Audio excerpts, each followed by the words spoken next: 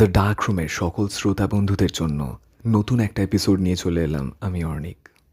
এখন যে ধরনের পরিস্থিতির মধ্যে দিয়ে আমরা যাচ্ছি, সেখানে গোটা দুনিয়ার চোখে চোখ রেখে এটাই বলার সময় এসেছে যে আমরা ভারতবাসী হিসাবে এক এবং অভিন্ন। আজকে যে স্পেশাল ঘটনাটা থাকছে সেখান থেকে এটাই প্রমাণিত হবে যে লোভ লালসা বারংবার মানুষের মৃত্যুরই কারণ হয়েছে।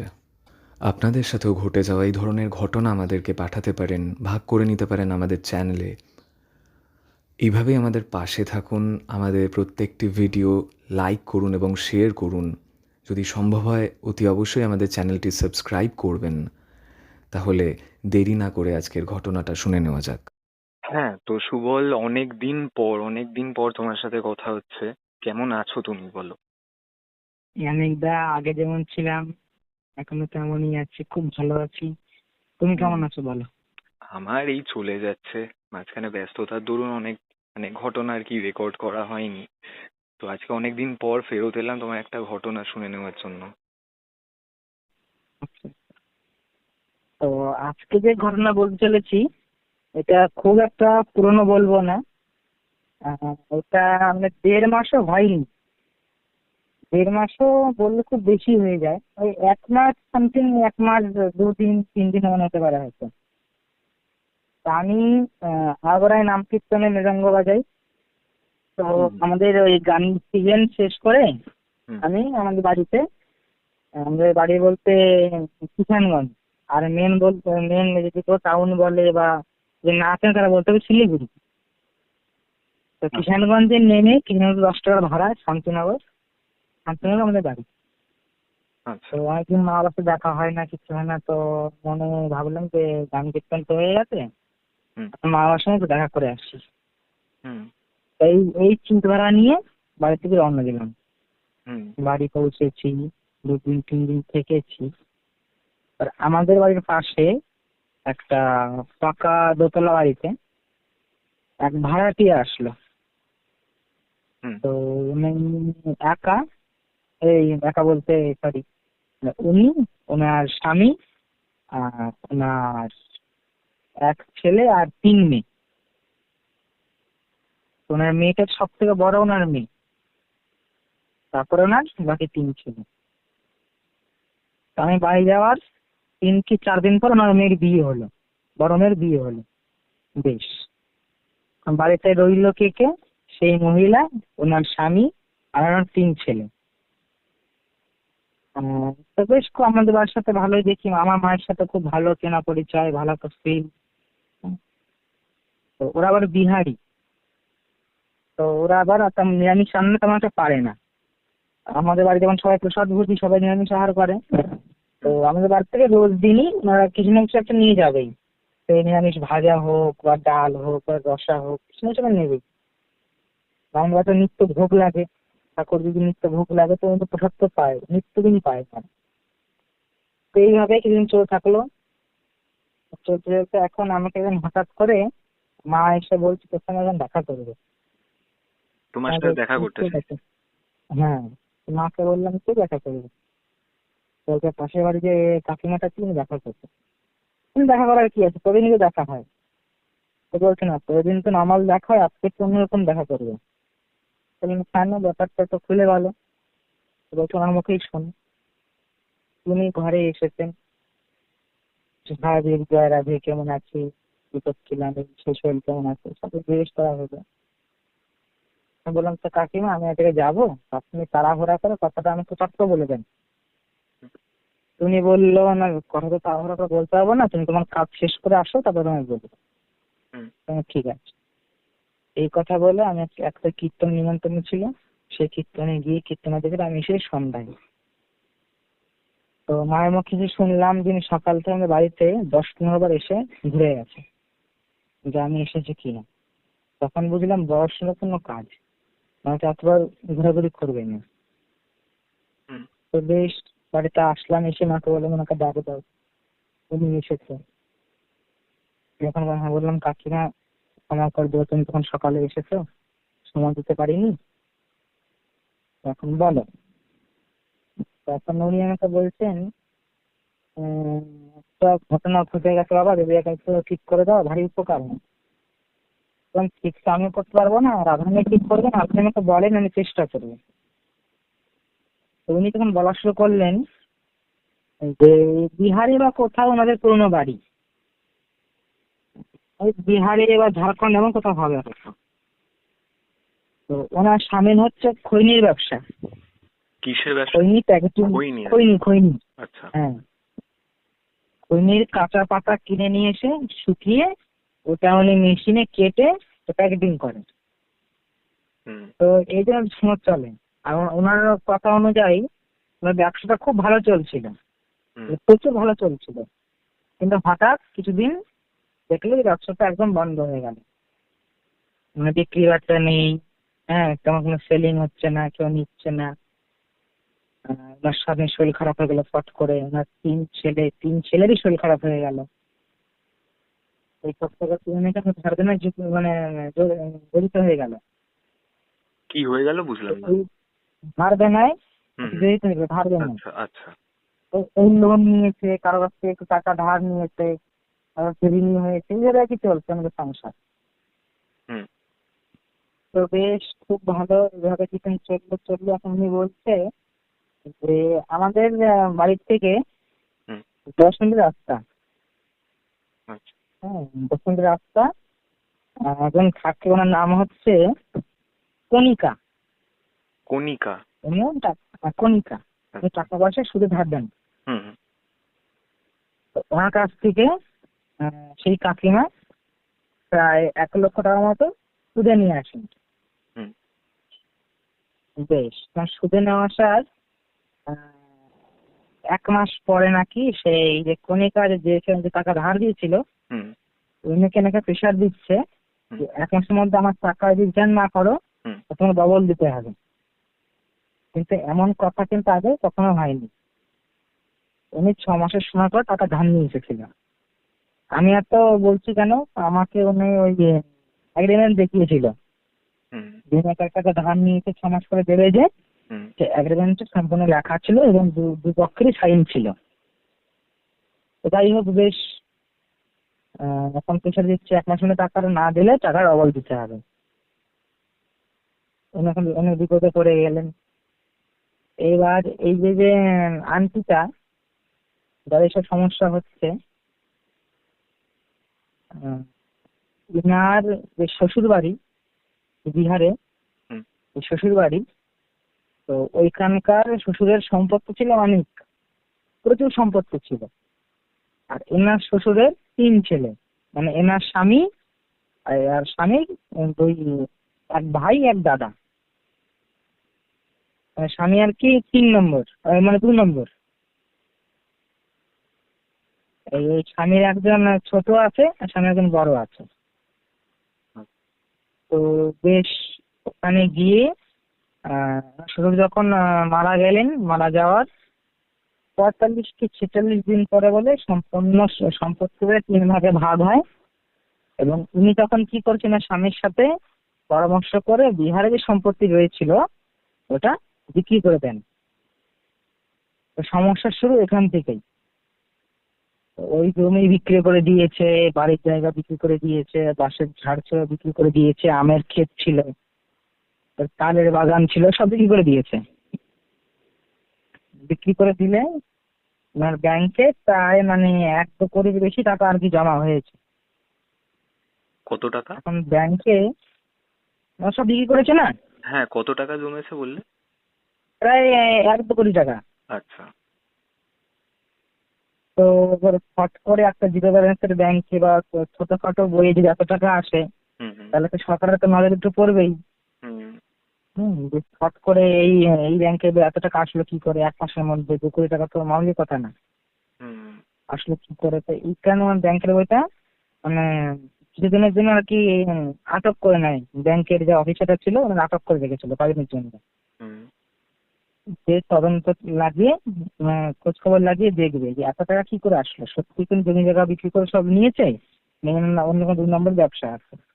পরে দেখলো খুনের ব্যবসা করে, সামান্য খুনের ব্যবসা করা, টাকা তো কামাই করা সম্ভব না। তখন এখান দিয়ে সেখান দিয়ে সিআইডি এনে সিআইডি কাছে খবর টবর সব লাগিয়ে পরে সত্যি সত্যি প্রুফ হলো যিনি হয়তো জায়গা জমি বিক্রি করে ওই সব টাকা পয়সা জমা করেছে। হুম। তো বেশ, তো ব্যাংকের থেকে 2 লক্ষ টাকা নিয়ে, হ্যাঁ 2 লক্ষ টাকা কি কি ট্যাক্স ট্যাক্স কি কি কেটে বাকি ব্যাংকের ওরা চালু করে দিয়েছে। এবার এই টাকা দিয়ে ইনি আমাদের ওখানে একটা জায়গা 2-3টে জায়গা কিনলো, বড় বড় প্লট কিনলো, 2-3টে জায়গা কিনলো, 4 চারটা একটা গাড়ি নিলো, আমার স্বামী একটা অটোও নিলো, হ্যাঁ এমন তো 2-3 জিনিস কিনলো। বেশ ভালোভাবে আস্তে আস্তে সংসারটা আবার দাঁড়িয়ে গেল। এবার যে টাকা ধার নিয়েছিল, যে ওই যে ওই কণিকা, হুম। ওকেও টাকা কিন্তু দিয়ে দিয়েছিল ইনি, ওই 1 লাখ টাকা দিয়ে দিয়েছিল। হুম। তো ডিলেশনের সময় 1 লাখ টাকা দিয়ে আরো মনে হয় 10-12 টাকা বেশি দিয়েছিল। আর 6 মাসও পার হয় না তার আগে টাকা দিয়ে দিয়েছে। এখন কণিকার নজর পড়ে গেছে ইনার উপরে। ইনি কদিন আগে ভিখারির মতো অবস্থা ছিল, এখন আমার এই টাকা ফট করে একবারে সব দিয়ে দিয়েছিল সমেত। ব্যাপারটা কি? হুম। এখন সে কণিকা কি করলো, একদিন এনাকে বাড়িতে নিমন্ত্রণ করলো, এই আন্টি বাড়িতে নিমন্ত্রণ করলো, নিমন্ত্রণ করে বলে ভালো ভালো বলে অনেক কিছু খাইয়েছে। ওনার তো আমিষ খান, হুম। তার জন্য বলে আইটেম টাইটেম করেছিল, ইনি খুব খেয়েছে। ইনি একা খায়নি, ইনার স্বামীও খেয়েছিল, ইনার 3 ছেলেও বলে খেয়েছে। ফুল ফ্যামিলি আর কি ইনভাইট করেছিল এনাদের। তো খাওয়ার 3-4 দিন পরের থেকে বলে 3 ছেলের শরীর খারাপ, স্বামীর শরীর খারাপ। সেই শরীর খারাপের জন্য বলে আস্তে আস্তে কি হলো, মানে যে টাকা জমা ছিল ব্যাংকে, হ্যাঁ সে টাকার বলে ভালো একটা অঙ্ক বলে খসে গেছে। মানে 4 জনের পিছনে 3 ছেলে আর স্বামীর পিছনে বলে চলে গেছে। বললাম কত গেছে? তো বললো জায়গা জমি কিনে বাড়ি ফাড়ি কিনে তো অত বেশি ছিল না, আর 1 কোটি টাকার মধ্যে ছিল। আমাকে স্পষ্ট উনি বলেছে সবকিছু। হুম। তো ওর থেকে 10-20 লাখ টাকার মতো এমনিতে চলে গেছে। বড় বড় ডাক্তার দেখিয়েছি, বড় বড় অ্যাস্ট্রোলজার দেখিয়েছি, কেউ কিছু করতে পারেনি। তো এখন বললাম ওদেরকে আনতে হবে, আমার কাছে না আনলে আমি কিছু বলতে পারবো না। তো এখন পাশেই ওনার বাড়ি ছিল, একটা বাড়ি পরে। তো ওনার ওই স্বামীকে ধরে নিয়ে আসলো আর 3 ছেলেকে নিয়ে আসলো। নিয়ে আসার পরে দেখলাম স্বামী এমনি সুস্থ, শরীর সব ফিটফাট, 3 ছেলের শরীর ফিটফাট। কিন্তু একটা অবাক করা বিষয় কি, সবার কোমরের কাছে না একই পজিশনে একই রকম 3টে নোকের দাগ কোমরে? কোমরে, সবার একই একই পজিশনে একই জায়গায় সবার 4 জনেরই, 3 ছেলে আর 3 ছেলে বাবা যে। হুম। তখন আমি ওদের জিজ্ঞেস করলাম যে দাগটা কি করে হলো। মানে 1-2 জনে যদি হতো তাহলে মানতাম যে না ঠিক আছে কোনোভাবে না কিছু লেগে হয়ে গেছে। 4 জনের হওয়া কোনো ব্যাপার না। হুম। এখন ওরা বলছে যে এই কথা শুনি না, ওরা না কেমন দেয় না, এর দিকেও তাকাচ্ছে ওর দিকেও তাকাচ্ছে। তো বললাম আমার কাছে কিছু লুকাবেন না, কিন্তু লুকালে আপনাদের লাভ। আমাকে স্পষ্ট বলুন যে না এটা না এটা হচ্ছে আমার সাথে। আমি দেখে বুঝে গেছি যে কোনো একটা, হ্যাঁ ওই হয়তো কিছু একটা ঘটেছে, প্রতিদিন ঘটছে। হুম। তখন ওনার যে স্বামী উনি বললো এসে বললো বাবা ওনার শালি? আমার কাছে, না না না না মানে আমাকে বলছে সুবল বাবা, আচ্ছা, আচ্ছা, আচ্ছা। আমাকে বলছে সুবল বাবা ঘটনা হচ্ছে যখন আমি একাডেমি সব বিক্রি করলাম, বিক্রি করলে পরে আমার তো বাবা মারা গেছে, মারা যাওয়ার পর সাথে আমি বিক্রি করেছি, তখন বাবা না আমার কাছে আসে। বললাম আপনার বাবা আপনার কাছে আসে? তো বলছে হ্যাঁ। মানে এসে কি বলে, বলে এসে বলে আমাকে খেতে দে, আমাকে পুড়িয়েছিস কেন, আমি এই জায়গা জমি ছেড়ে কখনোই যাব না, তোকে শান্তি থাকতে দেবো না, জায়গা জমি তোরা বিক্রি করলি কেন, এইসব কথা নাকি বলে ওনাকে। হুম। আর সম্পত্তি বিক্রি করার জন্য নাকি ওনাকে খুব মেরেছে বলে ওনার বাবা, ওনার মধ্যেই বলে ওনার আচ্ছা, বাবা উনি আছে। যে এসেছেন উনি কি স্বপ্নে এসেছেন নাকি? না না উনি বলে সামনাসামনি বলে এসেছে। আচ্ছা। তখন এবার সময় এখন আমার যে 3 ছেলে ওদেরকে শুনছি কি হয়েছে তোমাদের সাথে কি হয়েছে, ওরা এই একই কথা বলে যে আমার দাদু এসেছিল আমার স্বপ্নে। ওদের আবার স্বপ্নে এসেছে, ওদের সামনাসামনি আসেনি। আচ্ছা। তাহলে আমি এসে কি বলেছে, তো এসে আমাদেরকে মেরেছে, হ্যাঁ আমরা তো খেতে চাই, হ্যাঁ তারপরে বলে যে তোর বাবাকে বল সম্পত্তি আবার সব নিয়ে আসতে, এই সম্পত্তি বিক্রি করলো কেন, এই সেই এগুলো কথা বলে। হুম। তা আমি বললাম যে একদিন আমাকে সেই বিহারে আপনাদের যে জায়গাটা আমাকে ওখানে নিয়ে যেতে হবে, নিয়ে গেলে আমাকে বুঝতে পারবো যে ব্যাপারটা কি। সম্পত্তি উনি থাকতে আসছে না কেন, উনি এখন মারা যাওয়ার পরেও সম্পত্তির লোকটা আসছে কেন। হুম। তখন আমি আবার ভাবলাম যে বিহারে যদি এখন যাই, বিহারে গেলে আমি পরে আসতে পারবো না, কারণ ওখানে অনেক ভক্তবৃন্দরা আছে, আমার ওখানে ফট করে গেলে কিছু জানাজানি হবে যে অমুক এসেছে, হুম। ওরকম আমাকে ছাড়বে না। তো এখন বেশ, আমি বললাম যে জায়গাটা আপনারা বিক্রি করেছেন ওই জায়গাটার মাটি যদি একটু আমাকে বলে দিতে পারেন 2 দিনের মধ্যে। শুনতে পেলাম না, যদি কি বললে? মাটি না ওই পারেন, জায়গাটার, ওই জায়গাটার? আমি যে জায়গাটা আপনারা বিক্রি করেছেন হুম। হুম। জায়গাটার মাটি হুম। হুম। আমাকে এনে দিতে হবে। সে মাটি এনে দেবে, নয়তো চুপি চুপি গিয়ে যে জায়গাটা ওরা বিক্রি করেছে যে কোনো একটা জায়গার মধ্যে হুম। একটা কাচের গ্লাসে সামান্য অল্প জল দিয়ে, সেই জলের মধ্যে 3টে তুলসী পাতা, 3টে দূর্বা, অল্প একটু কালা সর্ষে, হুম। আর 1 গ্লাস জল, এটা রেখে চলে আসবে। আর 3টে ধূপকাঠি দিয়ে চলে আসবে। হুম। এখন মাটি তো আনতে কেউ পারেনি, তো পারবে না বলে দিয়েছে যে মাটি তো আনতে পারবো না, সক্ষম হবো না, কে বিহারে যাবে, কে এবার আসবে, ধূপকাঠি জ্বালাতে পারবে, জল তো রাখতে পারবে। তো ওনারে এক গ্রামীণ ভাইকে ফোন করে, সেই মহিলা, সেই আন্টিটা হুম। গ্রামীণ ভাইকে ফোন করে বললে এরকম এরকম আজকে সন্ধ্যাবেলায় আমাদের ওই জায়গাটা বিক্রি করেছি, সেখানে তুই যাবি, তুই গিয়ে এগুলো রেখে আসবি। তো ও বেশ রেখে এসেছে। তো রেখে এসে আমি তো যেটা আমি বুঝতে পারলাম বা যেটা দেখেছি, যে জায়গাটা বিক্রি করেছে, বিক্রি করে আসলে এরা খুব লসে পড়ে গেছে। কারণটা যদি বলো কেন, সেই জায়গায় মানে এই যে মহিলাটা, হ্যাঁ, হুম। এনার শ্বশুর, মানে এনার স্বামীর যে বাবা, হুম। যে আর কি মারা যাওয়ার পর সব জায়গা সব বিক্রি করে দিয়েছে সবাই। হুম। তো উনি সেই জায়গাটা বা এই যে বাড়ির যে সীমানা ছিল বা সীমানার যে মাঝখানে, যে উঠোনের মাঝখানে হুম। একটা বড় একটা পিতলের ঘড়া, হুম। ঘড়া বা যেগুলোকে হাড়ি বলা হয়, বড় বড় হাড়ি বলা হয়, হুম। এই হাড়ির হাইট কমসে কম 2 থেকে 3 ফুট হবে। হুম। তেমন একটা হাড়ির মধ্যে রূপো, সোনা, হ্যাঁ, কিছু কিছু দামি দামি আংটি আর ভালো ভালো পাথর টাথর কিছু কিছু এগুলো দিয়ে ওখানে পুঁতে রেখেছে। এখন উনি যে মরে গেছে, হুম। উনি মরে গেছে, এখন উনি উদ্ধার হচ্ছে না, কারণটা কি, স্বপ্নে আসছে কারণটা কি, কারণটা হচ্ছে উনি এগুলো সব রেখে গিয়েছিল নিজের 3 ছেলের জন্য। হ্যাঁ, কিন্তু 3 ছেলের জন্য বলার সুযোগ পায় না, তার আগে উনি মারা গেছেন। উনি ঘোড়া যে রেখেছিল, হুম। রেখেছিল না 3 ছেলের জন্য, যে না 3 ছেলে হুম। পরে এটা ভাগাভাগি করে নেবে। হুম। হুম। যে না 3 ছেলে জানেই না, জানে না কেন, ওনাদের বাবা যে বলবে হুম। যে দেখ এমন কিছু ঘরে আমি পুঁতে রেখেছি, তোরা 3জন ভাগাভাগি করে নিবি, সেটা বলার উনি সুযোগ পায়নি, তার আগে উনি প্রাপ্তি হয়েছে, মানে উনি মারা গেছেন। হুম। হুম। তো ওনার তো এই ইচ্ছাটা আর কি অসম্পূর্ণ থেকে গেল, ওটা পূর্ণ হলো না ইচ্ছাটা। হুম। এই ঘোড়ার লোভে লাগে উনি ওনার ছেলেদের কাছে যাচ্ছে, গিয়ে গিয়ে বলতে চেষ্টা করছে, কিন্তু ইনার যে মেজর ছিল, মানে 2 নম্বর ছেলে যেটা, হুম। এনার কাছে আসতে পেরেছে কেন, না শরীরটা বাঁধা ছিল না, না শরীর ছিল খোলা শরীর। হুম।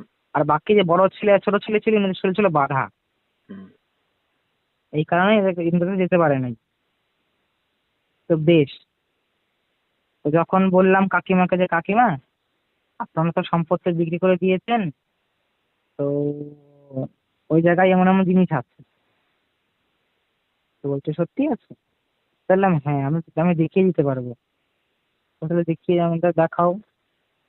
তো ওনাকে আমি বললাম যে এক দরে আয়নার দোকানে গিয়ে আপনার নজরে বড় সাইজের যে আয়নাটা পড়বে সবচেয়ে প্রথম, আয়নাটা আপনি এক দরে কিনে নিয়ে আসবেন, কোনো দামাদামি করবেন না। 1 টাকা কম দেবেন না, 1 টাকা বেশিও দেবেন না, উনি যেটা বলবে, যে দাম বলবে সে দামে কিনে নিয়ে আসবেন। ঠিক আছে, এবং শনিবার গিয়ে কিনে নিয়ে এসেছে।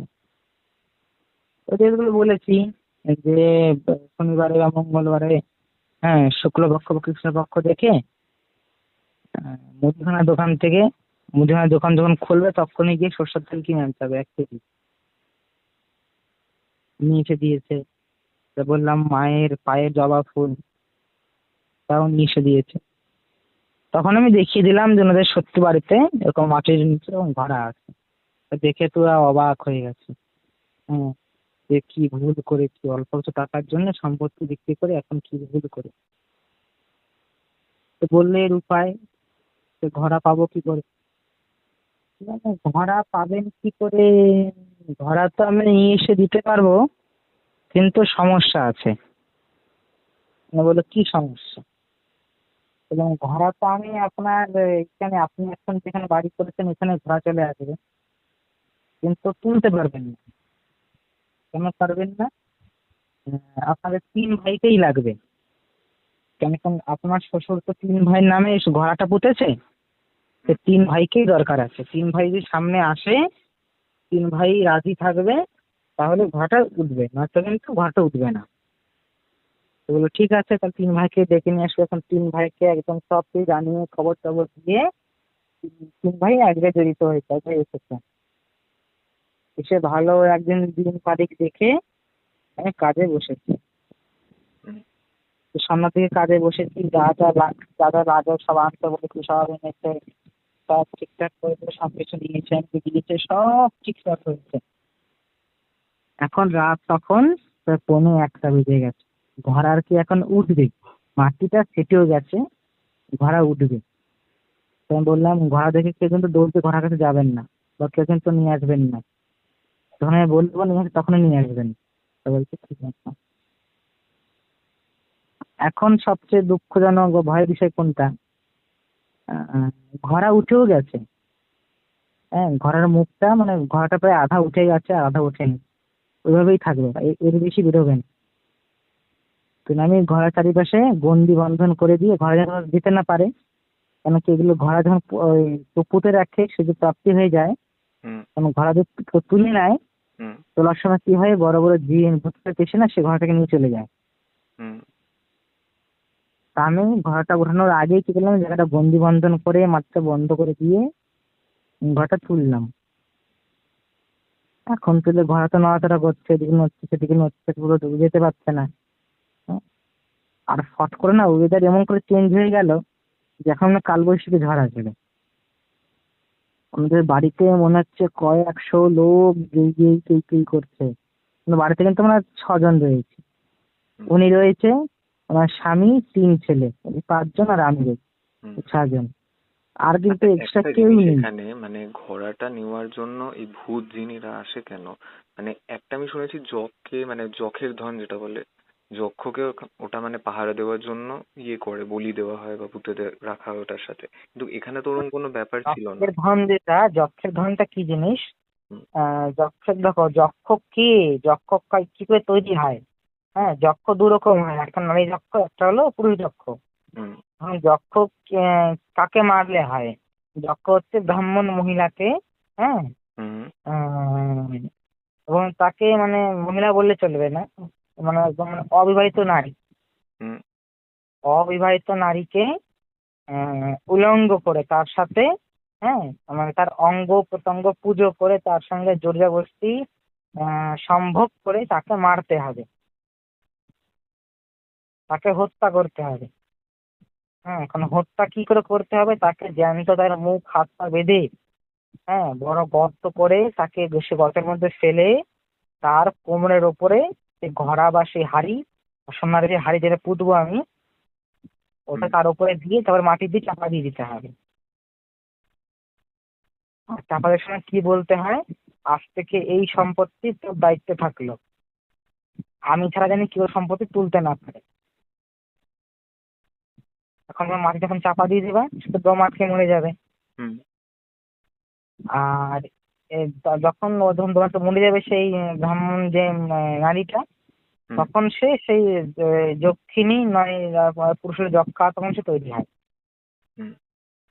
সে সারা জীবন সে ঘোড়ার সে রখালি করবে, আর সঠিক মালিক ছাড়া সে কেউ তুলতে পারবে না। আচ্ছা, যে মেরে ফেললো তার মানে তার প্রতি তো একটা প্রতিশোধ, মানে কি বলবো, তাকে তো মেরে ফেলার একটা তার মধ্যে জাগতে পারে যে সে এরকম না ভাবে। না না, দেখো এই দেখো, ওনার সঙ্গে তখন সম্ভোগ করে কি না, এখন সম্ভোগ করে যখন কোনো ভূত বা প্রেতকে, বা তুমি যখন প্রেত বানাবা, দেখা যাচ্ছে নারীকে তুমি প্রেত বানাবা হুম। সম্ভোগ করে, তখন তাকে তুমি পত্নী হিসাবে রাখতে পারো না।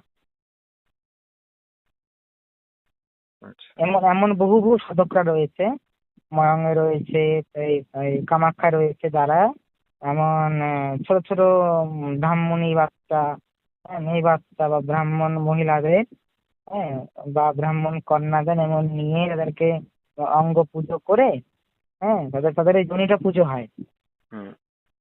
যোনি পুজো হয়, এটা অঙ্গ পুজো বলে।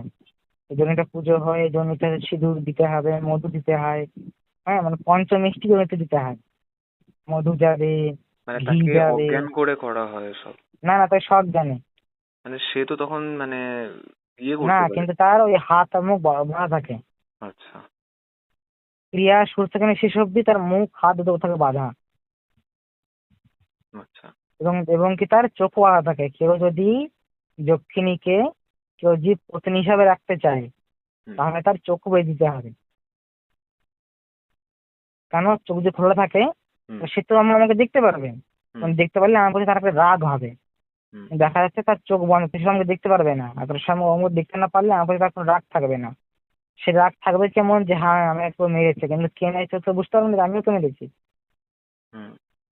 এই হচ্ছে ব্যাপারটা। আচ্ছা। আহ, যারা হচ্ছে এই ক্রিয়া করে যাদেরকে মারে, হুম। তাদের তো পত্নী হিসাবে রেখে দেয়, পত্নী হোক, বান্ধবী হোক, বন্ধু হোক, হ্যাঁ। হুম।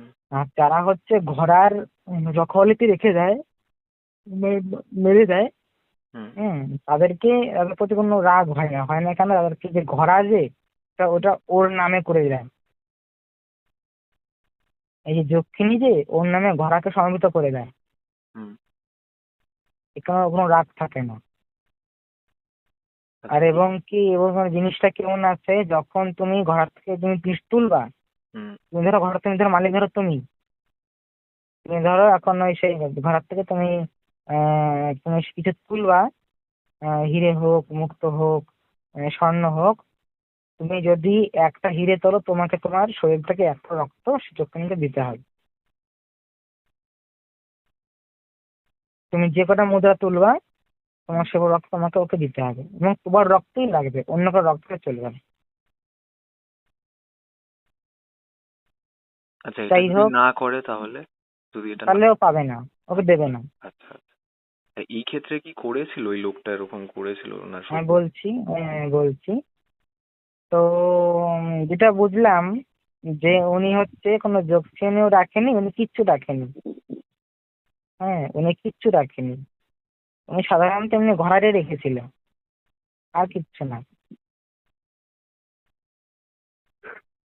উনি ভালো মন্দ কোনো মন্ত্রপুত করে, বা ঘোড়াটাকে বেঁধে, বা ঘোড়ায় যে অনেকে মন্ত্রপুত করে ঘোড়ার মুখ বেঁধে দেয়, এমনও কিছু করেনি। অনেক আছে ঘোড়া পোতার সময় ঘোড়ার নিচে তাল পাতা দেয়, আর বেল পাতা দেয়। এটা দিলে কি হয়, তাহলে ঘোড়া কখনো না এক জায়গায় থাকবে না, ওই দিকে ঘুরে বেড়াবে। তো যাই হোক, ঘোড়া যখন খাটিয়ে আমি তুলে দিলাম, তুলে দেওয়ার পরে মানে আগেই সে গন্ডি বন্ধন টন্ধন করে দিয়ে ঘোড়া ঘোড়া বেশ আধা উঠে গেছে। আমি বললাম এর থেকে বেশি উঠবে না ঘোড়া আর। ঘোড়ার কোনো মালিক নেই, ঘোড়ার কোনো মালিকের অধীন নেই, ঘোড়া হচ্ছেন উন্মুক্ত ঘোড়া। হ্যাঁ, এখন তো বেশ,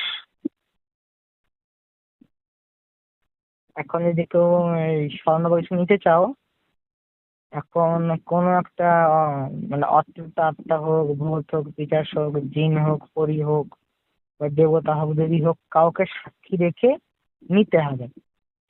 এবং সে যে শর্ত রাখবে, সে শর্তের বিনিময়ে কিন্তু জিনিসটা নিতে হবে। সবাই রাজি হয়ে গেল, ঠিক আছে। কাকে ডাকবো, কাকে ডাকবো করতে করতে আমাকে সবচেয়ে যে ছোট একটা জিনিস আছে, নাম হচ্ছে পোড়া কালান। পোড়া কালান, অনেকে পোড়া কালাম বলে, হ্যাঁ, আর অনেকে খালি কালাম বলে। এই কালামটা কি? এটা নর্মাল বাচ্চা, এটা নর্মাল বাচ্চা থাকে। এই বাচ্চা তেমন কোনো শক্তিশালী বাচ্চা না।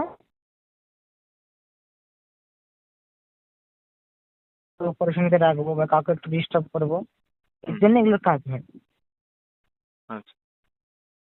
পোড়া কালাম বা উনি কালাম, যাই হোক ডাকলাম, এসে আসলো, ঘোড়া দেখলো।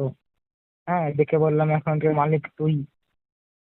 তো চিনিয়ে দিলাম যে এই তিনজন এখানে রয়েছে। হ্যাঁ, এখন কেউ তোকে দেখতে পাবে না, হুম। কেউ দেখতে পাবে না। আমি তো ঘোড়াটার পাশে যে গন্ডি বন্ধন করে দেওয়া আছে, গন্ডি বন্ধনের চারিদিকে আবার চিকন চিকন লোহা গেড়ে ধুতি দিয়ে আবার রাউন্ড করে দিয়েছি। ভিতরে খালি সাউন্ডটা বেরোবে বা ওর শব্দ বেরোবে, কিন্তু ওর কেউ দেখতে পাবে না। আর আমিও সে ঘের বাইরে রয়েছি।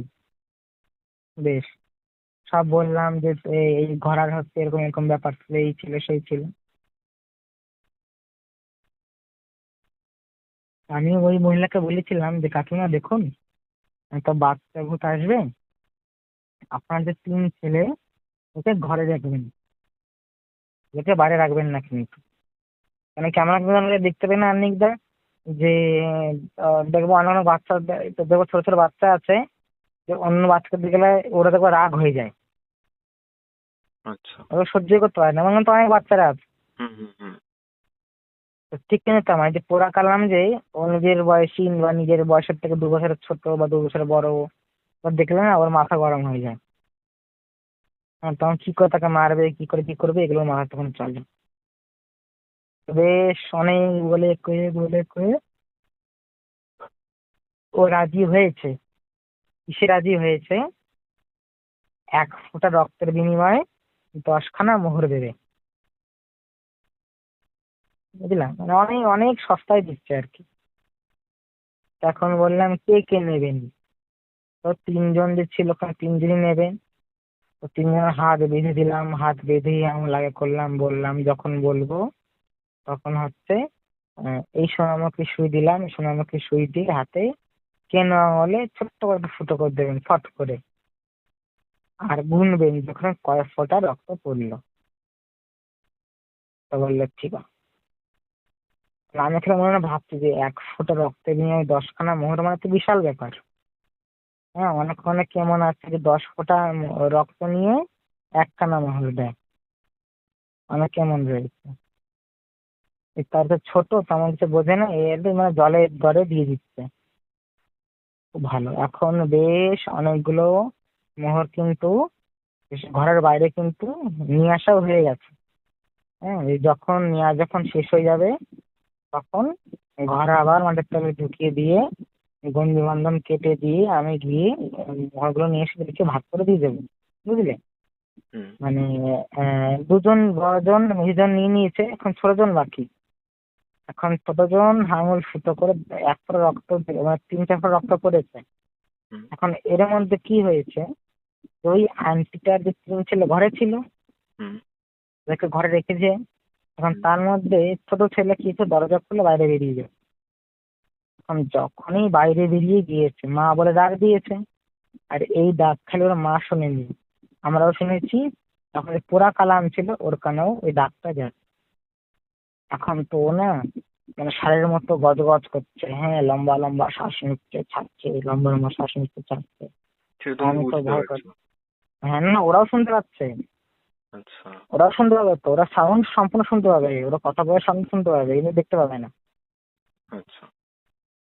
হ্যাঁ, তো এখন আমি তো আমার মাথায় হাত পুড়ে গেছে যে এত কিছু হয়ে গেল, এরকম 30-40টা মুহূর্ত বাইরে চলে আসলো। হ্যাঁ, এখন শেষে ইনি 4-5 ফোঁটা রক্ত দিয়েছে।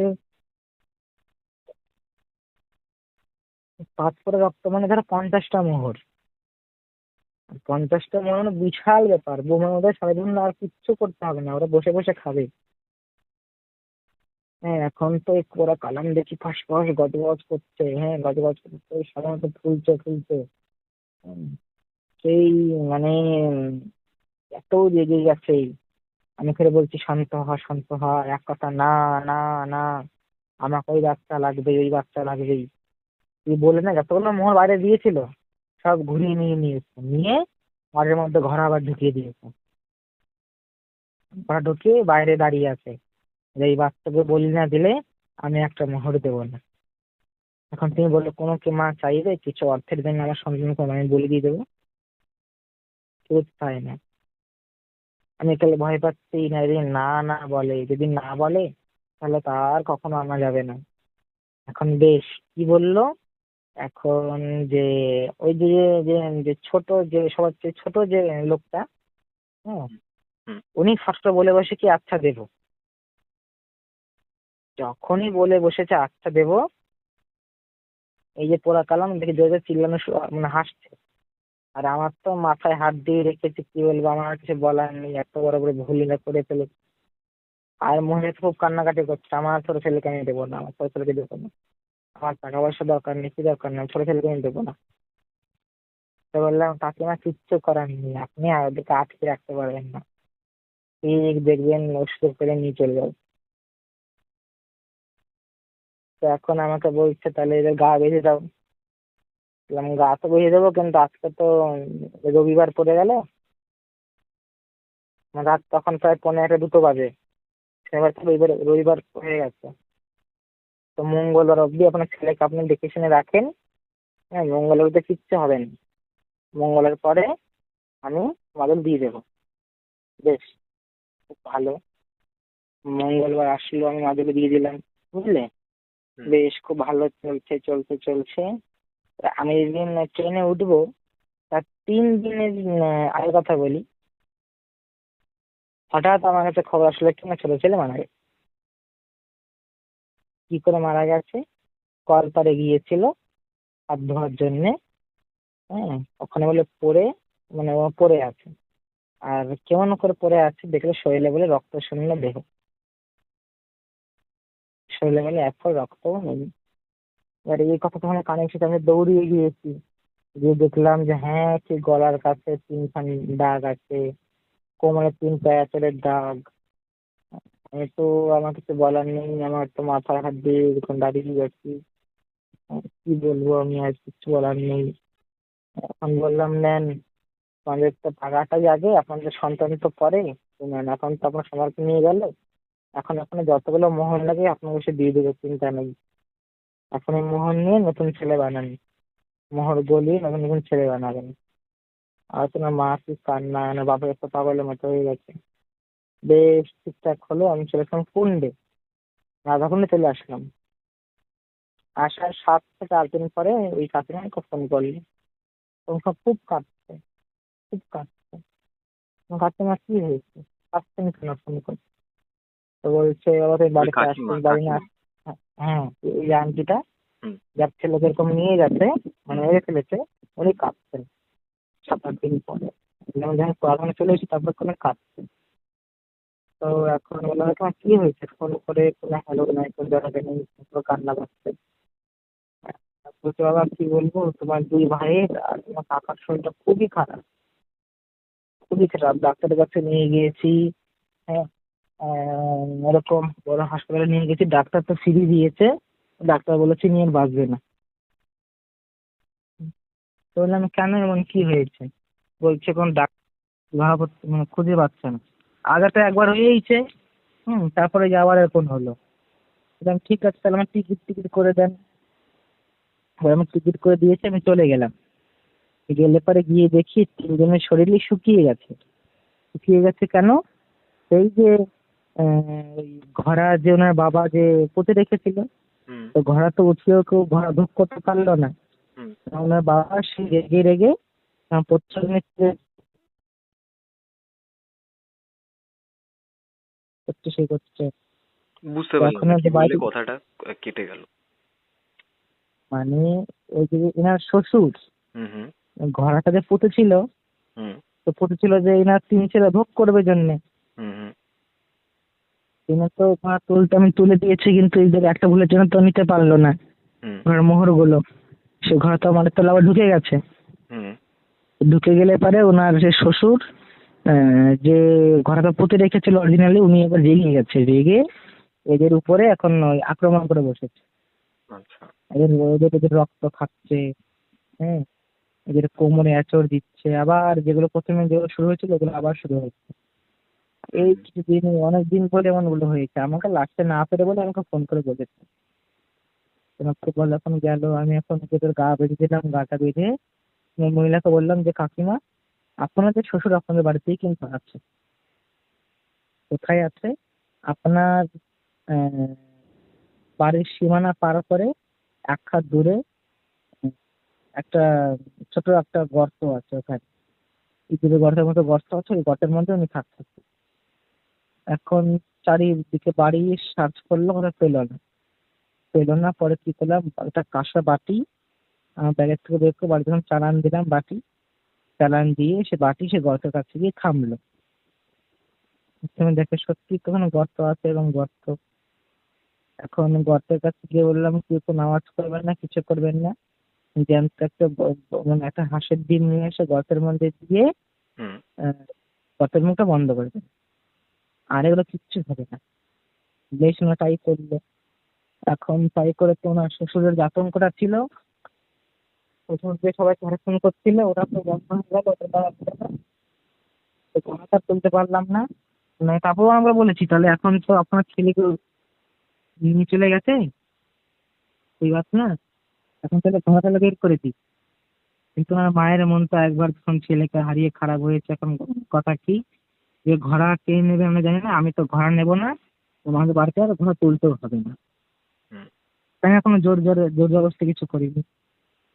এবং করে কিছুদিন পার হলো।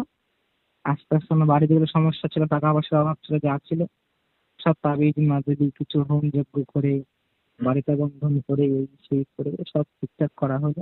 এখন বেশ সুস্থই রয়েছে ওনারা, এখন বেশ ঠিকঠাক রয়েছে। হুম। দুদিন আগেও ফোন করেছিল হুম। যে এখন বেশ ঠিকঠাক আছি, ভালো আছি। কিন্তু এর মধ্যে একটা জিনিস কি, আমার ছোট ছেলে বেঁচে নেই, হুম। ছোট ছেলেকে আর খুঁজে পাওয়া যাবে না। এই হচ্ছে আজকের গল্প। গল্পটা না, মানে সত্য ঘটনা। হুম। আর ঘটনাটা বেশি দিন না, আমি আগেই বললাম যে 1 মাস পুরোপুরি হয়নি হয়তো। হুম। এখন ওনারা মানে শিলিগুড়িতেই আছেন আর কি? হ্যাঁ, শিলিগুড়িতে আছে। আচ্ছা। মানে কি অবস্থা, মানে বিষয় সম্পত্তি বা এসব টাকা পয়সার ইয়ের জন্য এত বড় একটা? অনেকটা আসলে কথা কি, এই যে ঘোড়ার যে মামলাটা, এটা কিন্তু না লোভ না করলেই চলে। হুম। কেন বলি, এই ত্রিপুরা গানে গিয়ে, হুম। যারা নাম আমার ঠিক মনে নেই, ওই বাড়িতে যেন 7খানা যেন ঘোড়া আছে, 7খানা ঘোড়া, হুম। এক দুটো না, হুম। 7খানা ঘোড়া। সেই বাড়ির মহিলা যেন এত লোভী, নিজে যেন 2 ছেলেকে যেন খাইয়ে দিনকে যেন দিয়ে দিয়ে তিনটে 2 ছেলেকে। দুই ছেলেকে? ওনার 3 ছেলে ছিল তো, হুম। হুম। তো ঘোড়ার লোভে হুম। বড় ছেলেকে মেজে ছেলেকে না দিনকে দিয়ে দিয়েছে। মানে বলি দিয়েছে?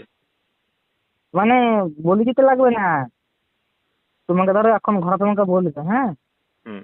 যে আর্নিক, তুমি যদি এই জিনিস নিতে চাও, তুমি যে এই অর্থ নিতে চাও বা এই মোহর নিতে চাও, হুম। হুম। তাহলে অমুককে দিতে হবে।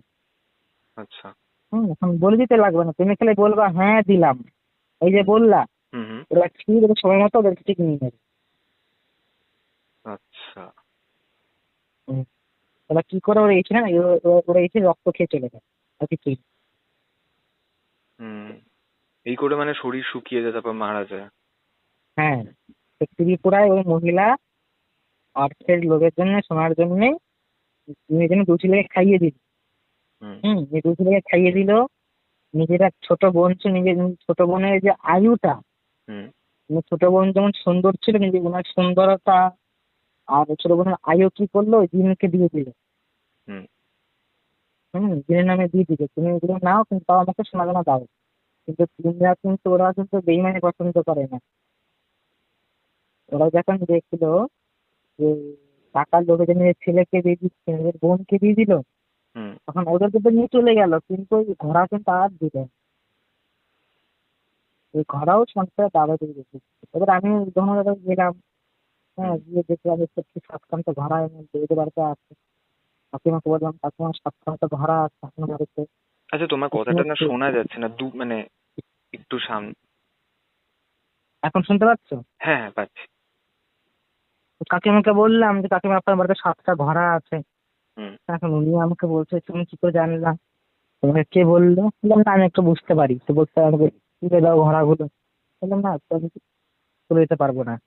আপনার তো আজকে এরকম এরকম হয়েছে, আপনি তো আপনার 2 ছেলেকে খাইয়েছেন, আপনার বোনকে খাইয়ে দিয়েছেন, তখন আপনার লোভের জন্য আপনি পাননি। এই হচ্ছে ব্যাপার। এই ঘোড়া জিনিসটা না, এটা সততা হিসাবে তুমি যদি নাও হুম তাহলে পেয়ে যাবে। তারপরে আবার কি পৈতৃক সম্পত্তি হতে হবে। হুম ঘোড়া কোথাও পোতা রয়েছে, আমি ভালো দিন ওখান থেকে কিনে তুলে নিলাম, তুমিও তো ওটা ভোগ করতে পারবা না। হুম তুমি ভোগ করতেই পারবা না। তো ভালো কোনো ওঠার কাছ থেকে সবকিছু নিয়ম জেনে, সবকিছু জেনে ঠিকঠাক সব বুদ্ধি করে এটা তুলতে হয়, নয়তো হয় না। নয়তো ওই যে সব তুলে দিলাম, সবকিছু করে দিলাম, ওনার ওই যে মুখে খালি হ্যাঁ বলেছে, রাজি হয়েছিল না, সে একটা ছেলেকে নিয়ে গেল। এই ঘোড়া তোলার সময় না হুম পিছনে হচ্ছে চেয়ে বসে। আগে ধরো তুমি এক তোমার ধরো বউ আছে, ঠিক আছে, তোমার ধরো দুজন তোমাদের ফ্যামিলি, তাদের কেউ নেই, হুম তোমাকে ধরো বলে বসলো তোমার বউকে লাগবে, হুম তখন তুমি কি বলবো? তুমি তখন রাজি হবা? না, কখনোই না। তুমি যদি রাজি না হও তখন আবার হুম চলে যাবে।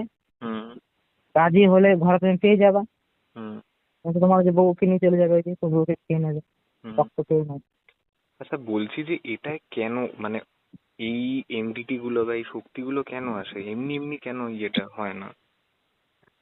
না তোমাকে বললাম তো যে ঘোড়া যদি কেউ এমনি পুঁতে রাখে, হুম সে ঘোড়া ধরো এই যখন ভূমিকম্প হয় বা কিছু হয় না, হুম দেখা যাচ্ছে যদি কেউ মন্ত্রপুত করে ঘোড়ার মুখ কাপড় দিয়ে, লাল কাপড় দিয়ে বেঁধে, লাল সুতো দিয়ে বেঁধে কেউ মন্ত্রপুত করে যদি ঘোড়া পুঁতে রাখে, হুম হুম, এবং 3 জন বা 2 জন বা একজনের নাম দিয়ে পুঁততে হবে। কেমন? হুম কেউ যে এটা বলে পুঁতে রাখে যে এটা আমার পৈতৃক সম্পত্তি হিসেবে পুঁতে রাখলাম, আমার বংশ পরম্পরায় এটা হুম চলবে, হুম হুম তুমি তো ওটা নিঃসন্দেহে তুমি ওটা তুলতে পারবা, তুমি কোনো কিছুর বিনিময়ে তোমাকে তুলতে হবে না, তুমি এমনি তোলো, হুম তুমি ভোগ করো, কিছু হবে না।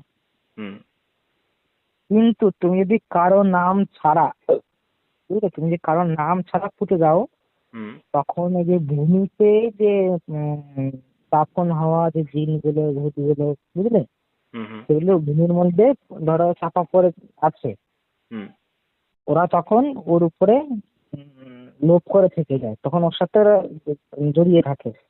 হুম মানে থাকে এরা তো কেন? যখন বেঁচে ছিল তখন মানুষ ছিল, তো এদের বিষয় সম্পত্তির উপর মানে টান থাকে, তো এরা মারা যাওয়ার পরও হ্যাঁ, এগুলোর উপর টানে থেকে বেকানটা যায়। থেকে যায়। আচ্ছা। হ্যাঁ, তো যখন ওরা পিছু থাকেন না ওর ঘরের সাথে, হুম হুম তা পিছু থাকে কেন বল, তুমি যেটা কোশ্চেন করলে, যে ওরা অ্যান্টিগুলো থাকে কেন, হুম হুম থাকার কারণটা হচ্ছে কি, যখন ধরো কেউ ঘরে তুলবে, হুম তুললে ওরা তখন ওই উদ্ধার হয়ে গেল, বাইরে আসলো, হুম হুম বাইরে এসে তখন অধিকার দেখাবে যে ঘোড়াটা আমার, আমাকে কিছু খেতে দাও, হুম হুম আমাকে এই দাও সেই দাও, বুঝতে গেল? হুম তো তখন ওরা খেতেও পারবে, এবং তখন ওরা একটু কি বলবান হয় আর কি, তখন হুম হচ্ছে তোমার শক্তির অধীন হয়। হুম তো এইগুলোর লোভে ওরা তখন ওই ঘোড়া বা মদটা যদি পায়, ওরা তখন ওর সাথে মানে পিছিয়ে থাকে, ওর মধ্যে ঢুকে থাকে। হুম এই হচ্ছে আমার, যেমন ধরো গলায় একটা লকেট রয়েছে রাম লক্ষ্মণ সীতার, হুম এই লকেটটা 1818 সালের, বুঝলা। হুম তো অনেকেই দেখে বলেছে যে লকেটের নকল, ডুপ্লিকেট পয়সা। আমি তো খুলেও দেখিয়েছি। হ্যাঁ, চলন্ত ঘড়ি থামিয়ে দেয়। হ্যাঁ, জলের মধ্যে লকেট চুবাবা, হুম একবার জল দিয়ে ফুটলে যেমন টকবক টকবক করে না, হুম হুম তুমি 1 গ্লাস জলে তুমি লকেটটা তুমি চুবাবা, দেবে দেবা দেবে, টকবক টকবক করবে। আমার গলা সবসময় পড়া থাকে, সবসময় থাকবে আমার গলায়। হুম তারপরে ধরো কারো যদি ধরো কোথাও কেটে গেল, হ্যাঁ, হুম কোথায় কেটে গেলে দেখা যাচ্ছে রক্ত বন্ধ হচ্ছে না, তুমি ওখানে গিয়ে তুমি ওগুলো ছোঁয়াও, হুম তাতে করে রক্ত বন্ধ হয়ে যাবে এমনি। দেখা যাচ্ছে কারো গর্ভ নষ্ট হয়ে গেছে, তুমি গর্ভে ছুঁয়ে দাও, দেখবা ঠিক সন্তানাদি হবে। তো এই জিনিসটা পেয়েছি যে এটা কিন্তু ঘর থেকে পেয়েছি, আর এই ঘরটা আমাদের বাড়িতে উঠেছি, কিন্তু এর সাথে কোনো খারাপ জিনিস ছিল না, এর সাথে ভালো ভালো কটা জিনিস জড়িত ছিল এর সাথে। হুম। মানে এটা এই তুমি হচ্ছে বংশ ব্যাপার। পরম্পরই, মানে বংশ এটা পরম্পরা এটা থেকে। আমাদের বংশ পরম্পরায়। আর খালি ওই ঘরের মধ্যে না একটা কিন্তু লকেট ছিল না, কয়েক হাজার লকেট কিন্তু আছে। বাবা। আমার বাবা নিয়েছে একটা, মাকে দেওয়া হয়েছে একটা, আমি নিয়েছি একটা, আমার জামাইবাবুকে দিয়েছি, আমার দিদিকে দিয়েছি। আচ্ছা, মানে এটা তোমাদের এটা হচ্ছে বড়। বংশের মধ্যেই আর কি হবে মানে? হ্যাঁ হ্যাঁ হ্যাঁ হ্যাঁ, এটা আমার যে দাদু ছিলেন উনি বংশ পরম্পরার নাম করে জিনিসটা রেখে গেছেন। আচ্ছা, তোমার জামাইবাবু তো তোমার বংশের কেউ হলো না? আমার দিদির সঙ্গে তোমার বিয়ে হয়েছে। আচ্ছা, সেই হিসাব। হ্যাঁ হ্যাঁ, সেই থ্রুতে আমাদের উনি তো আমাদের বংশের বা আমাদের জ্ঞাতি গোষ্ঠীর মধ্যে বললো না, হুম হুম। এই হচ্ছে ব্যাপার। আচ্ছা, এই ঘটনাটা শুনে অন্য রকমের ঘটনাটা, তাহলে আমি এখানেই শেষ করছি, রেকর্ডিংটা স্টপ করলাম তাহলে। হ্যাঁ হ্যাঁ হ্যাঁ হ্যাঁ। দ্য ডার্ক রুম, যেখানে অন্ধকারে আলোর খোঁজ করা হয় প্রতিনিয়ত।